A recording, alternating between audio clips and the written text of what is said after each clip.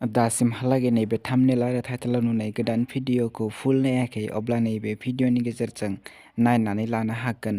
आसा खालामो नोंथांमोना नैबे भिडिअखौ स्किप खालामालाखिनो जोबजासिम नायलांगोन, होनब्लासो मिथिगोन बे गोदान भिडिअखौ बबे चेनेलाव होदों।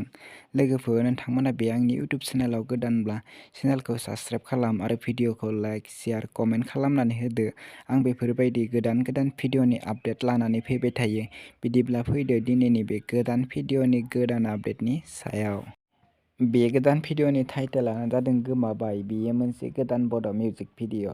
बिथांमोना नैबे गोदान बड' मिउजिक भिडिअखौ दानि बावैसो फुलि आपल'ड खालामनानै होलांबाय। बे भिडिअआव कास्ट महरै दङ सिद्धार्थ बर' आरो फुजि बसुमतारी। बिथांमोननि नैबे गोदान बड' मिउजिक भिडिअआ जोबोरैनो मोजां जादों। आसा खालामो नोंथांमोना दासिमहालागै नैबे भिडिअखौ नायाखै। बे भिडिअनि मेथाइखौ रोजाबदों सोमखोर दैमारि आरो इलिसा बर'।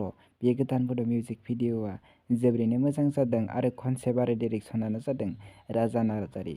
बे भिडिअनि प्रडिउसारानो जादों पारुल बराली बर'।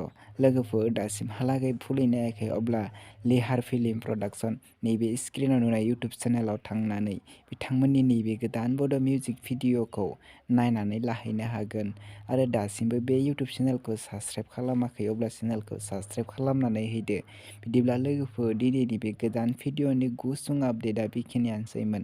नोंथांमोना दासिमहालागै आंनि बे इउटिउब चेनेलखौ साबस्क्राइब खालामाखै अब्ला आंनि चेनेलखौबो साबस्क्राइब खालामनानै होदो। भिडिअखौबो लाइक, शेयार, कमेन्ट खालामनानै होदो। गोजोननाय मोनगोन। आं बेफोरबायदि गोदान बड' भिडिअफोरनि आपडेट लानानै फैबाय थायो। लोगोफोर, नोंथांमोननावबो बेफोरबायदि गोदान भिडिअफोरनि आपडेट होनो दङब्ला नोंथांमोना आंखौ कमेन्ट बक्सआव कमेन्ट खालामनो हागोन आरो आंनि वाट्सएप ग्रुपनि लिंकखौ नोंथांमोना नैबे भिडिअनि डेसक्रिपसनावबो नुनो मोनगोन। नोंथांमोना आंनि वाट्सएप ग्रुपआव जइन जानो हागोन। बिदिब्ला लोगोफोर, नेक्स्ट भिडिअनि आपडेटखौ थाबैनो लानानै फैफिननो नाजागोन।